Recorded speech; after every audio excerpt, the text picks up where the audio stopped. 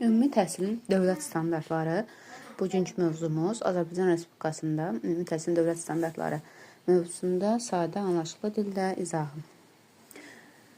Deməli, ümumi müddəalar, məktəb qurmaq üçün böyük qaydalar. Dövlətin təhsil haqqında qanunları və müxtəlif rəsmi fərmanlara əsasən məktəb standartlarının hazırlanması. Yəni, dövlətimiz uşaqları çox sevir, ona görə də böyük nazirlər, alimlər oturub xüsusi qanunlar yazıblar ki, ölkədəki bütün məktəblər gözəl olsun, uşaqları yaxşı təhsil alsınlar. Bu hissədə həmən rəsmi sənədlərin adları yazılıb.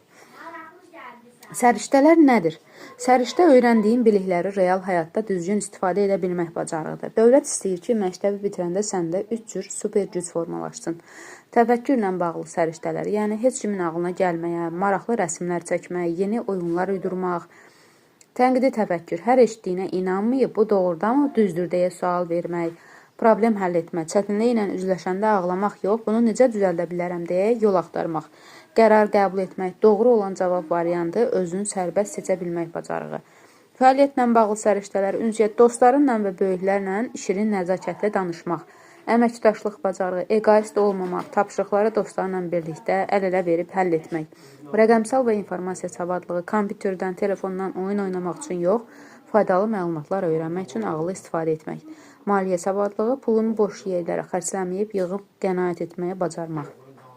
Dəyərlər, milli kimliyin dərki və iftixar hissi. Azərbaycanlı olduğun üçün fəxr etmək, bayrağımızı və himnimizi sevmək, məsuliyyət və insan hüquqlarına hörmət, öz vəzifələrini, məsələn, dərslərini vaxtında etmək, başqa uşaqları incitməmək, hamının hüququna hörmətlə yanaşmaq. Pedaqoji tələblər, müəllimlərin qızıl qaydaları. Deməli, 9 seyirli qayda verilir. Pedaqoji prosesin tamlığı. Müəllim dərsdə sənə təkcə riyaziyyatı öyrətmir, həm də tərbiyəli olmağı, böyüməyi öyrədir. Yəni, dərs həm öyrədir, həm tərbiyə edir, həm də inkişaf etdirir. Təhsildə bərabər imkanların yaradılması. Sinifdəki bütün uşaqlar bərabərdir. Müəllim hamıya eyni dərəcədə yaxşı şərait yaratmalı, hamıya eyni sevgi ilə yanaşmalıdır. Şəxsiyyət yönümlülük dərslər insanı gələcəkdə, yəni şagirdi, gələcəkdə cəmiyyət üçün xeyirli, ağıllı, gözəl xasiyyətli bir şəxsiyyət kimi böyütməlidir. Dərsdə ən önəmli insan şagird yönümlülük prinsipində şagirddir. Müəllim dərsi insanın şagirdin marağına, şagirdin istedadına uyğun qurmalıdır. İnkişaf yönümlülük müəllim şagirdin səhvlərini yoxlayıb analiz edir. Növbəti dəfə daha yaxşı nəticə qazanılması üçün hər gün biraz da irəli aparılır. Fəaliyyətin stimullaşdırılması, bu afərin qaydasıdır. Müəllim şagirdin uğurlarını görür, tərifləyir, həvəsləndirir, dərs oxumağa marağı artsın deyə. Dəstəkləyici mühitin yaradılması. Məktəbdə hər şey təhlükəsizlik olmalıdır. Sinif otağı isti, partalar rahat, müəllim isə mehriban olmalıdır ki, şagird qorxmadan ürəklə oxusun.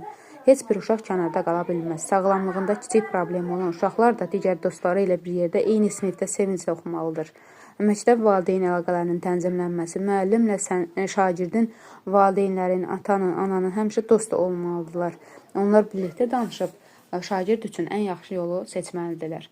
Bu qədər bu mövzumuzda bitdi. Uğurlar.